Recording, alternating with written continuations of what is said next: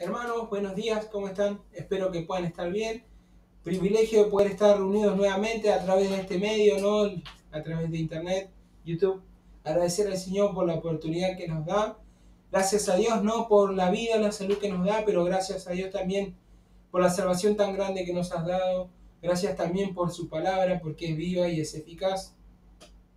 Y gracias también porque nos podemos reunir, ¿no? A pesar de no poder estar juntos en el templo, no poder vernos, podemos estar reunidos cada uno en nuestros hogares, teniendo el culto familiar y también teniendo, ¿no?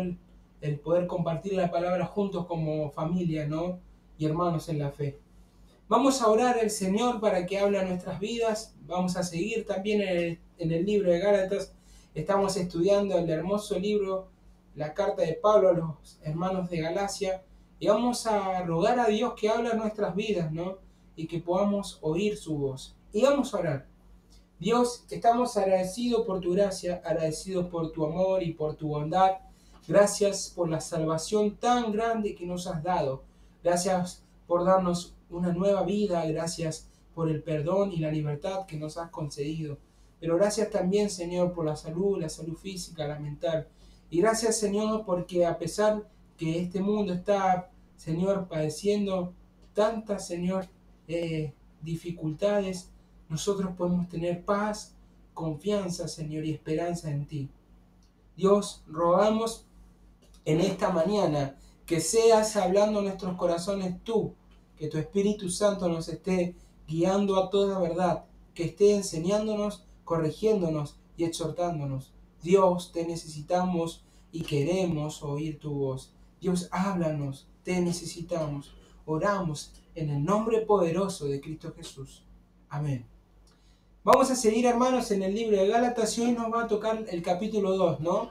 Vamos a terminar el capítulo 1, pero vamos a continuar también en el capítulo 2, ¿no? Estuvimos viendo en la carta de Pablo, ¿no? En el capítulo 1, ¿no? Del versículo del 1 al 5, ¿no? Pablo presenta su apostolado, ¿no? Un apostolado que no era de hombres ni por hombres, ¿no? Sino que el Señor mismo, Jesucristo, lo había llamado, ¿no? A ser un apóstol de él, ¿no? Qué impresionante, ¿no? Y vemos las cartas de él, cómo se presentan, ¿no? Pero también vamos a ver, ¿no? Lo que también nos estuvo compartiendo Pancho, ¿no? Que no hay otro evangelio, ¿no? Que el evangelio no se vende. Y dice, ¿no? En el versículo 6, que si alguno dice, hasta un ángel, dice, trae otro evangelio, el tal sea anatema, ¿no? Porque Pablo va a hablar acá algo muy claro, ¿no? Que el evangelio era el mismo, era uno solo, no había otro evangelio. Y va a escribir esta carta a los Gálatas con un fin, ¿no? Y vamos a seguir, ¿no? También estuvimos escuchando a Jonathan que estuvo hablando del evangelio transformador, ¿no? Vemos a Pablo y su mensaje, ¿no? ¿Cuál era su mensaje, ¿no? Y el poder que tenía ese mensaje, ¿no? Y vemos que él no había recibido esa revelación de parte de ningún hombre, ¿no? Sino del mismo Señor Jesucristo. Y este era el mensaje, ¿no? El evangelio de la salvación por gracia, por medio de la fe, ¿no? Y agradecer a Dios por eso, ¿no? Pero también vemos, ¿no?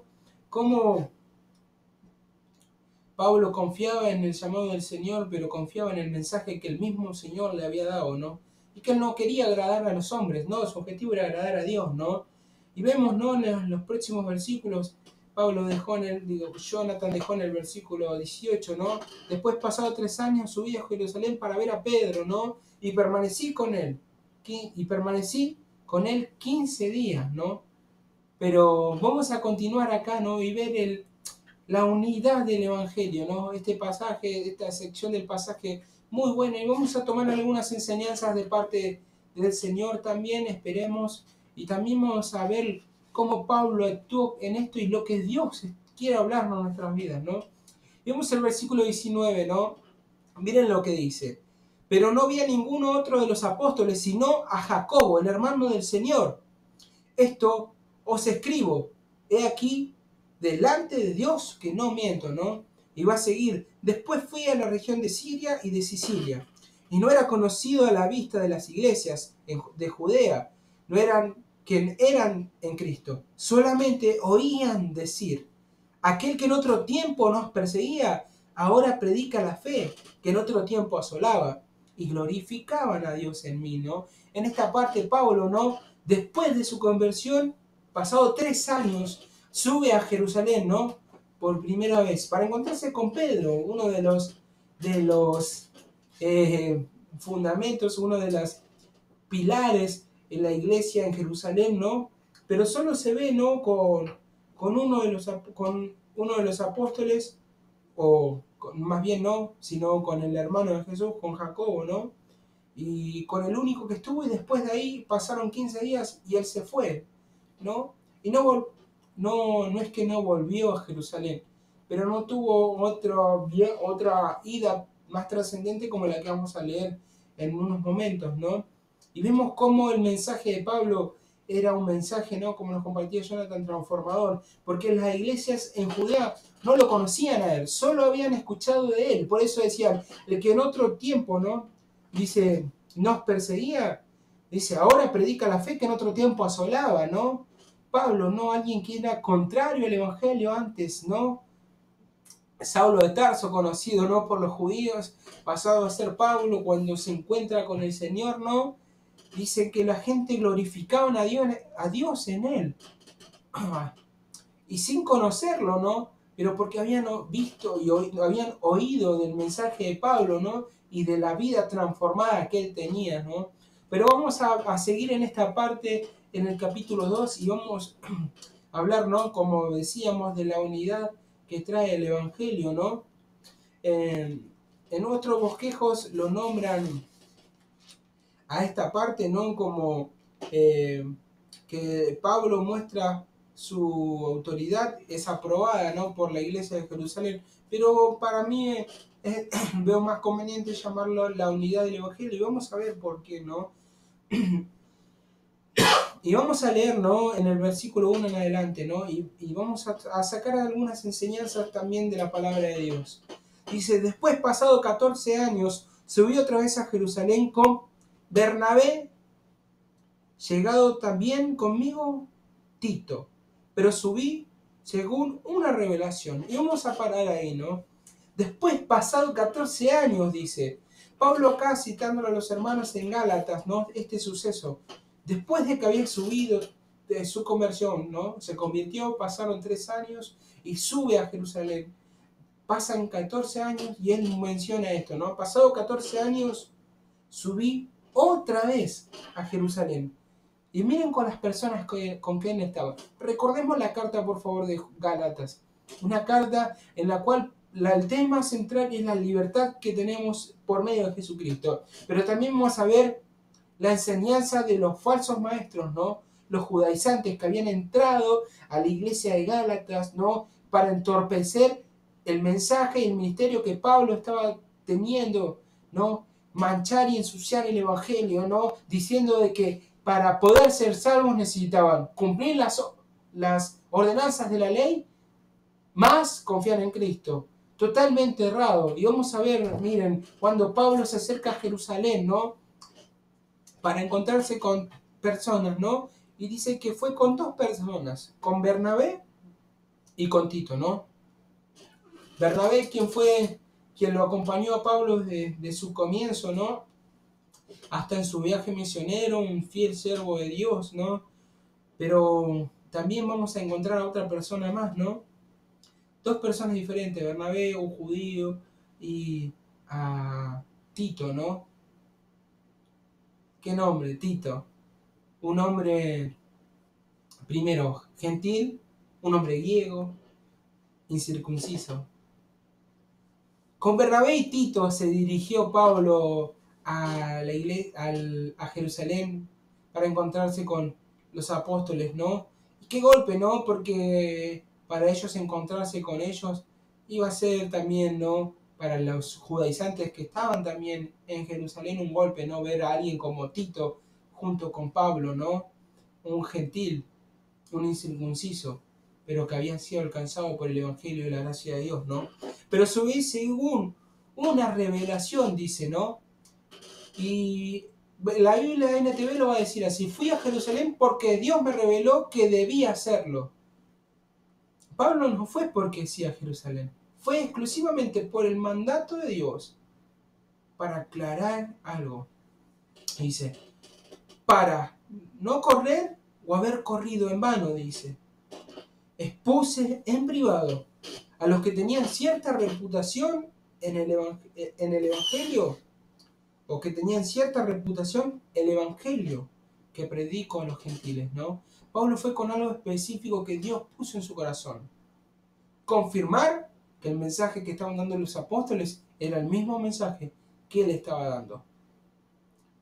Porque si estaba viendo que adentro de la iglesia de Galacia se estaban metiendo estos judaizantes, él temía también que esto estuviera sucediendo en Jerusalén. Y se dirige hacia Jerusalén y se acerca hacia los que tenían cierta reputación. Eran, que en este caso vamos a ver más adelante quiénes eran, ¿no? Pero eran Cefas, Juan y Jacobo, ¿no? Cefas, Pedro, ¿no? A ellos se acerca, ¿no? En privado, ¿no? Y ¿qué? Les da a conocer el evangelio que él estaba predicando a los gentiles, ¿no? La Biblia NTV lo va a decir así: fui a Jerusalén porque Dios me reveló que debía hacerlo. Durante mi tiempo allí me reuní en privado con los que eran reconocidos como los dirigentes de la iglesia y les presenté el mensaje que predico a los gentiles. Quería asegurarme de que estaban de acuerdo, porque temía que todas mis fuerzas hubieran sido inútiles y que estaba corriendo la carrera en vano. Él temía esto, ¿no? Que el mensaje, que estaban entorpeciendo, ¿no? El ministerio que él estaba haciendo, ¿no? Los judaizantes, ¿no? Por eso quería acercarse hacia quienes estaban guiando la iglesia en Jerusalén. Y hacia ellos se acerca, ¿no? Para poder confirmar el mensaje que él también estaba dando, ¿no? Y mira lo que dice, ¿no? En versículo 3. Mas ni aun Tito, que estaba conmigo con todo y ser griego, fue obligado a circuncidarse. Pablo, estando frente a los dirigentes de la iglesia en Jerusalén, Pedro, Jacobo y Juan, ni dice, mas ni aun Tito, que estaba conmigo, los dirigentes ni a Tito le exigieron, ni le pidieron, dice, con todo y ser griego, fue obligado a circuncidarse, ¿no? Mostrando en esta parte que los mismos apóstoles estaban aprobando el ministerio de Pablo, ¿no? Y lo que estaba haciendo, ¿no? Y totalmente rechazando lo que estaban haciendo los judaizantes, ¿no? Queriendo involucrar la ley en la salvación, en la exigencia para la salvación. Y esto a pesar de que los falsos hermanos introducidos a escondidas, que entraban para expiar nuestra libertad que tenemos en Cristo Jesús, para reducirnos a esclavitud, ¿no? Porque habían judaizantes presentes, ¿no? Falsos creyentes en la iglesia, que hoy están, ¿no? Y que permanecen, que también están en la iglesia, ¿no? Que dicen ser y no lo son, ¿no? Dice, y a pesar de los falsos hermanos introducidos a escondidas. Satanás es muy astuto de introducir falsos hermanos, ¿no? Para entorpecer, ¿no? Para involucrarse, ¿no? Para traer destrucción, ¿no? Traer tropiezo, traer esclavitud, ¿no? Dice, que entraban a espiar que nuestra libertad que tenemos en Cristo Jesús, ¿no? Que entraban a ver cómo vivían Pablo, Bernabé, Tito, ¿no? Cómo vivían en su libertad que tenían en Cristo, ¿no? Porque ellos querían caerles con todo para que vivieran como la ley quería que vivieran, ¿no? Y se estaban olvidando de algo, ¿no? De que somos salvos por gracia y Dios nos llama a vivir como Jesús nos pide que vivamos, ¿no? Y dice, va a continuar, ¿no? Porque para reducirnos a qué cosa? A esclavitud. La ley nos hacía esclavos, ¿no? El pecado nos hizo esclavos. Al venir a Jesucristo fuimos salvos por gracia, ¿no? Y fuimos llamados a libertad, ¿no? La ley traía la ira de Dios, ¿no? La salvación, la gracia de Dios nos trae, ¿no? La libertad. Y estos judaizantes que no eran hermanos, solo querían cumplir normas y principios, descansaban en sus méritos, no en la obra de Jesucristo, confiaban en sí mismos, no en lo que Cristo había hecho por ellos. Querían exigirle a Pablo y a su grupo, a Bernabé y a Tito, que vivieran como la ley decía y se estaban olvidando de Jesucristo. a los cuales ni por un momento accedimos a someternos. Versículo 5, hermanos. Para que la verdad del Evangelio permaneciese con vosotros. Mira lo trascendente que era, ¿no? Pablo no accedió a someterse a los judaizantes por una razón, para que la verdad del Evangelio permaneciere. ¿En quiénes? En ellos, en los Gálatas, que estaban leyendo esta carta. Para que fuera real, ¿no? Que el Evangelio no va junto con las obras de la ley. No, no, no, para nada. Somos salvos por pura fe. Dios no nos pide que hagamos esto y creamos en Cristo, o obedezcamos y creamos en Cristo. No, Dios nos llama a confiar en Jesucristo para la salvación. Y va a decir el versículo 6, pero los que tenían reputación de ser algo, lo que hayan sido en otro tiempo, nada me importa. Dios no hace acepción de personas. A mí, pues los de reputación, nada nuevo me comunicaron. También Pablo, volviendo, ¿no?, a decir que esto fuera muy claro, ¿no? A él no le interesaba la posición que tuviera ninguno. Él quería marcar esto, Dios no hace excepción de personas, ¿no? Y muchas veces nosotros en el ambiente cristiano somos así, ¿no? Viene una persona nueva a la iglesia y la vemos cómo anda, cómo se viste, cómo habla, y queremos, porque empieza a venir, que se mueva bajo una estructura nuestra, bajo como somos nosotros. Y si estamos pasando por alto, ¿no? Que Cristo es el que transforma y cambia el corazón, no nosotros con nuestras normas y principios y demandas, ¿no? Y era bueno poder pensar en esto, ¿no? Dios, recordarlo, ¿no? A Pablo lo va a decir acá, pero lo que tenían reputación de ser algo, lo que hayan sido en otro tiempo, nada me importa. Dios no hace excepción de personas. Y es bueno para poder recordarlo nosotros. Y miren cómo lo dice en la Biblia NTV. Pero dice el versículo 4, se lo voy a leer al 6. Incluso esa cuestión surgió solo a causa de algunos que decían ser cristianos, falsos cristianos en realidad, que se habían infiltrado entre nosotros. Se metieron en secretos para espiarnos y privarnos de la libertad que tenemos en Cristo Jesús. Pues querían esclavizarnos y obligarnos a seguir el reglamento judío. Pero no nos doblegamos ante ellos, ni por un solo instante. Queríamos preservar la verdad del mensaje del Evangelio para ustedes. Los líderes de la iglesia no tenían nada que agregar a lo que yo predicaba. Dicho sea de paso, su fama de grandes líderes no me afectó en nada, porque Dios no tiene favoritos, ¿no? Marcando esto, Pablo, ¿no? Que él estaba en el mismo lugar que los apóstoles. Los apóstoles habían sido encomendados por Cristo, Pablo había sido llamado por Cristo, y ambos estaban predicando el mismo evangelio, el evangelio de la sola fe en Jesucristo, salvos por gracia, por medio de la fe, ¿no?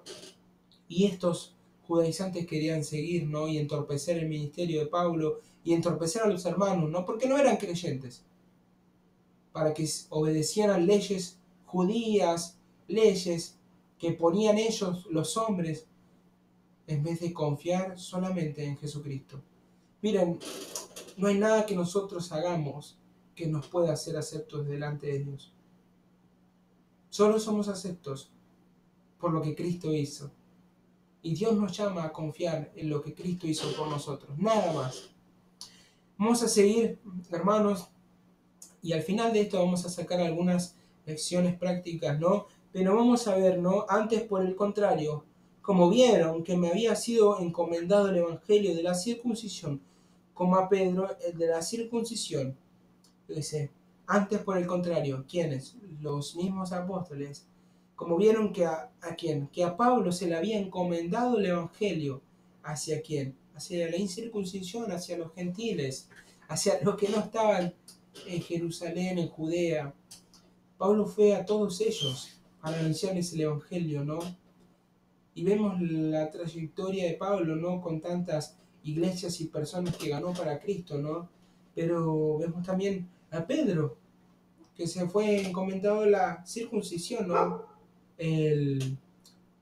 el pueblo judío también, ¿no? Que necesitaban la salvación y confiar en Jesucristo, ¿no? Pero es bueno también nosotros poder ver esto, ¿no? Versículo 8. Pues el que actuó en Pedro para el apostolado de la circuncisión, actuó también en mí con los gentiles. Para con los gentiles, perdón, ¿no? Pues el que actuó en Pedro para el apostolado de la circuncisión, actuó también en mí para con los gentiles, ¿no? Y vemos, ¿no? Que el ministerio de Pablo era avalado por el mismo Señor, ¿no?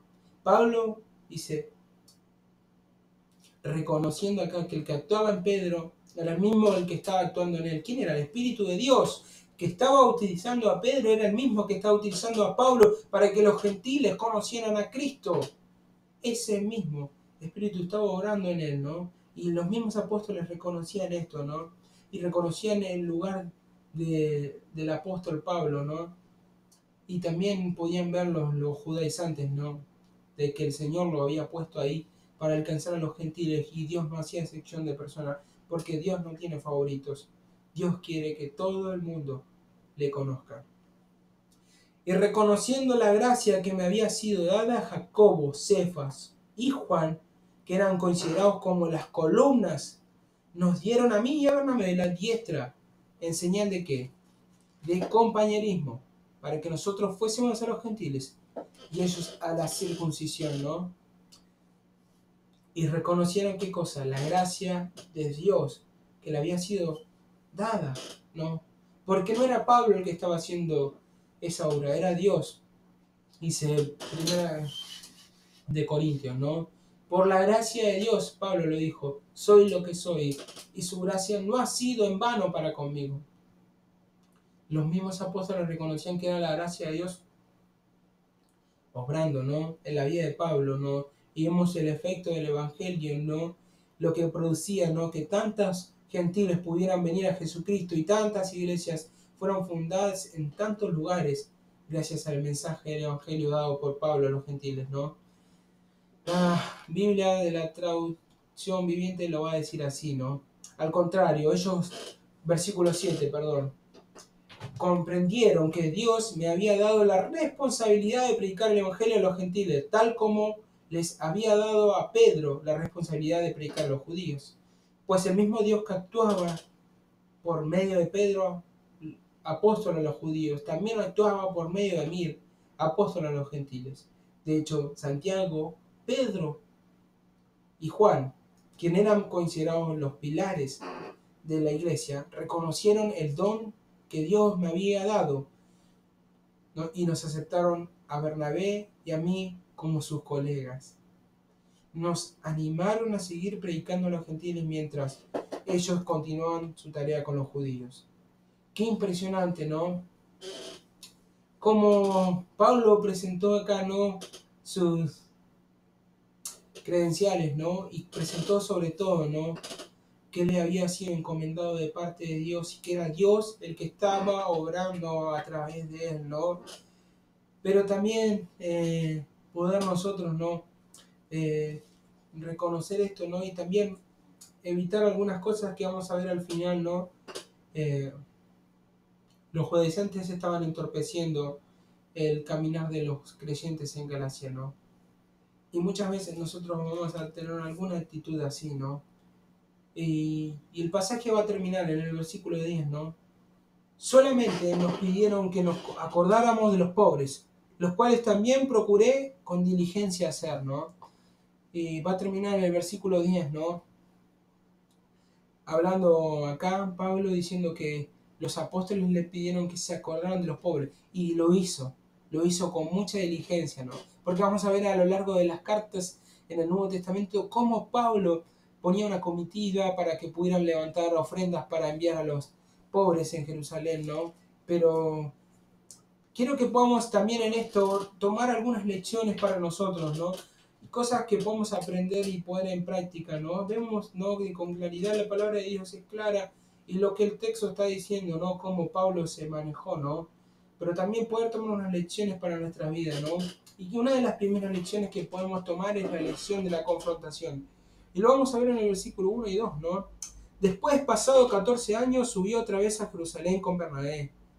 llevando también conmigo a Tito, dice, pero subí según una revelación, dice, para no correr en vano, dice, o haber corrido en vano. Expuse en privado a los que tenían cierta reputación el evangelio que predico entre los gentiles, ¿no? La lección de la confrontación que aprendemos acá a través de Pablo, ¿no? Que Pablo directamente cortó por lo sano y fue y confrontó a los líderes de la iglesia en Jerusalén para saber si ellos estaban predicando el mismo mensaje, ¿no? Si estaban anunciando el mismo mensaje, ¿no? Los confrontó. Y saben que nosotros como creyentes también tenemos que tener esta actitud que tuvo el apóstol Pablo, ¿no? Ante las situaciones personales que estemos pasando con otros. De poder actuar como él actuó, ¿no? Bajo la guía y el control del Espíritu, ¿no? Porque dicen que reconocieron la gracia, ¿no? Que había en él, ¿no? Reconocieron que era el Dios que estaba obrando en él. Pablo se movió bajo la guía de Dios porque fue, dice, según una revelación, dice, Dios mismo era el que lo estaba moviendo. Y confrontó, dice, a los apóstoles, ¿no? Con respecto al mensaje, ¿no? Si era el mismo mensaje y comprobó, ¿no? Que era el mismo, ¿no? Pero nosotros tenemos que aprender esta lección, ¿no? Con la confrontación ante los conflictos personales que estemos teniendo con otros o las diferencias, ¿no? De actuar bajo la guía del Señor y confrontar, ¿no? Obvio, siempre siendo guiados por el Señor, ¿no? Para dejar en claro todo, ¿no? Y poder ser de bendición unos a otros, ¿no? Muchas veces cuando pensamos en confrontación tenemos temor, ¿no? Le puede caer mal, no sé cómo lo va a tomar, ¿no? Y saben que eso es darle lugar a la carne y no confiar, ¿no? En que Dios nos va a guiar para saber encarar la situación de la manera correcta, ¿no? Pero también aparte de la lección de la confrontación vamos a ver más adelante la lección del legalismo, ¿no? El versículo 4, ¿no? Y esto a pesar de los falsos maestros, ¿no? Que los falsos maestros que estaban presentes, ¿no? Y muchas veces nosotros caemos en este legalismo, ¿no? Y esto a pesar de los falsos hermanos introducidos a escondidas que entraban a espiar nuestra libertad que tenemos en Cristo Jesús para reducirnos a esclavitud, dice. Y muchas veces nosotros tenemos esta actitud de legalistas, ¿no? Vemos que un hermano postea algo, pone algo, mirá, esto hizo esto, mirá, hiciste esto y no tenés que hacer esto, y actuamos con ese no legalismo, ¿no? De poner ese peso de una regla, de nuestros pareceres, para que las personas se manejen como yo pienso, creo que se deben mover. No, no, me dijeron que tenés que hacer esto o hacer lo otro. Y nunca tomamos en cuenta el parámetro bíblico, ¿no? De cómo confrontar, de cómo actuar en esos momentos, de lo que Dios nos pide y nos demanda, ¿no? Y caemos en ese legalismo, ¿no? De decirles a las personas, ¿no? O cuando escuchamos o leemos autores y le decimos, el tal dice esto y tenemos que hacer esto, o tal dice lo otro, ¿no? Y debemos hacer lo otro. Y caemos en el mismo legalismo que tenían los judaizantes, ¿no? De caer en principios y reglas y preceptos de hombres, ¿no? Y no actuar bajo la manera que Dios quiere, ¿no? Y que podamos pensar en nosotros, ¿no? En esto, ¿no? En no caer sobre las personas con este legalismo, ¿no? Y entorpecerles, ¿no? Su caminar, sino actuar con ellos como el Señor actúa con nosotros, con misericordia, con gracia, con verdad, ¿no? Y acompañarles y ayudarles y enseñarles, no demandarles solamente, sino estar con ellos para ayudarles a que puedan cambiar y puedan el Señor transformar sus vidas, ¿no? Pero también vamos a ver más adelante la lección de la permanencia, ¿no? Porque lo vemos en el versículo 5 y el 6, ¿no? A los cuales ni por un momento accedimos a someternos para que la verdad del Evangelio permaneciese con vosotros. Pero los que tenían, dice, cierta reputación de ser algo lo que hayan sido en otro tiempo, nada me importa. Dios no hace excepción de personas. A mí, pues, los de reputación, nada nuevo me comunicaron, ¿no? De la permanencia, la lección de la confrontación, la lección del legalismo, pero la lección de la permanencia, ¿no? Pablo permaneció firme, ¿no? A pesar de los judaizantes que estaban, que querían no entorpecer su caminar, que querían, ¿no? Como dice el versículo 4, ¿no? entorpecer y verla de cómo estorbar la libertad que tenían ellos en Cristo, ¿no? Querían obligarlos a volver, ¿no?, a las leyes judías. Pero Pablo permaneció firme en la libertad que tenía en Cristo, permaneció firme en el Evangelio. Y ¿saben qué? Nosotros como creyentes debemos tener esta misma actitud, ¿no? De permanecer firme ante estas situaciones. Actuar como el Señor quiere que actuemos. Para eso debemos, ¿no? Obvio, conocer al Señor y como Él es, ¿no? Y esto implica una intimidad con Él, un conocimiento de Él. Esto implica ver como Él nos ve y pensar y actuar como Él actúa, ¿no? Y algo que les comparto siempre al grupo, a los líderes del club bíblico, es esto, ¿no? De que podamos ser como el Señor, ¿no? De tener esta actitud de gracia, de misericordia, ¿no? Siempre de verdad, ¿no? Con la palabra de Dios. Pero permanecer ante estas adversidades, ¿no? Y todas circunstancias difíciles, porque van a haber personas que van a querer entorpecer el ministerio que estemos haciendo, entorpecer nuestra vida espiritual, entorpecer la vida espiritual de nuestra familia, de nuestros amigos. Pero debemos permanecer firmes en el Evangelio y a las personas ayudarles también a permanecer firmes en esto, ¿no? En el Evangelio de la gracia de Dios, porque esa misma gracia es la que actúa en nosotros para transformarnos y cambiarnos, ¿no? Hay libertad, ¿no? La libertad que tenemos por medio de Cristo, ¿no? Pero por último vamos a ver la lección de la unidad, ¿no? Y vamos a ver, ¿no?, cómo los mismos apóstoles y el apóstol Pablo permanecieron unidos todos por una causa, el Evangelio, ¿no? Pedro a los judíos, Pablo a los gentiles, ¿no? Diferentes personas, diferentes culturas, eran diferentes las maneras para llegar, pero el Evangelio era el mismo, era uno solo. El Evangelio de la salvación solo por la fe, por la gracia de Dios, nada más, ningún mérito humano. Eran diferentes los tipos de personas a las cuales llegaban, eran diferentes maneras, pero era un solo mensaje, ¿no? Y tuvieron la lección de la unidad, ¿no? Porque el Evangelio nos lleva a la unidad. No, antes por el contrario, como vieron que como me había sido encomendado el Evangelio de la incircuncisión como a Pedro de la circuncisión, pues el que actuó en Pedro para el apostolado, la circuncisión, actuó también en mí para los gentiles. Y reconocieron la gracia que me había sido dada. Jacobo, Cefa y Juan, que eran considerados como las columnas, nos dieron a mí y a Bernabé la diestra, en señal de que de compañerismo para que nosotros fuésemos a los gentiles y ellos a la circuncisión, ¿no? La elección de la unidad, ¿no?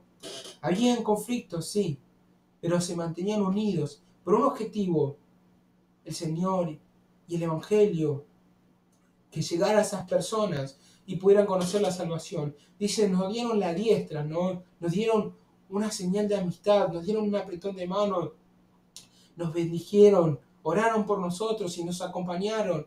Y nos dijeron, vayan ustedes hacia ellos, nosotros vamos hacia estos. Eso es la unidad que el Evangelio nos lleva, ¿no? La unidad en el Evangelio, ¿no?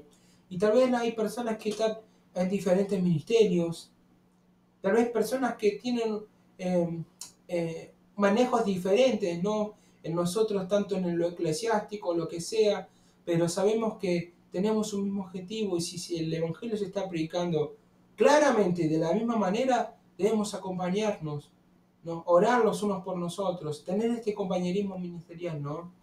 Y saber que no son batallas diferentes, es una sola. Queremos que las personas conozcan a Jesucristo, ¿no?